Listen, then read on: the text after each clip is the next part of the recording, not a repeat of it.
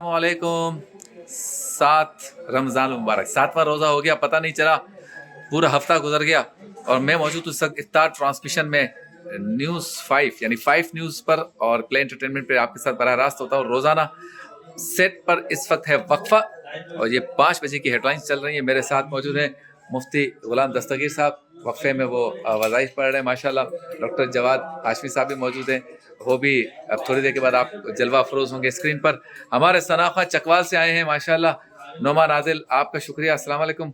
और नौजवान सनाखा आरिफ कादरी रोज़ाना हमारे साथ होते हैं। कल क्या कलाम दोनों ने पढ़ा, सबसे औला वाला हमारा नबी, मज़ा आ गया सबको। और जब ये कलाम पढ़ रहे थे तो ये हमारे जो परिंदे हैं, तोते हैं, ये देख, ये भी साथ साथ पढ़ रहे हैं माशा। तो कभी कभी ऐसा हो जाता है, और बेखुसूस हमारे जो जो 2 ग्रीन तोते हैं वो बहुत ही ज़्यादा साथ दे रहे थे। इसके साथ साथ हमारा ये पूरा सेट आप देखते रहते हैं, तो मैं आपको ले जाता हूँ आखिरी जगह पर, कोने पे, जहाँ हमारे शेफ असद मौजूद हैं। और शेफ असद रोज़ाना मज़े मज़े की डिशें बनाते हैं। कैसे मसला, अरे छुरा तो ना दिखाएं, लोग डर जाएंगे।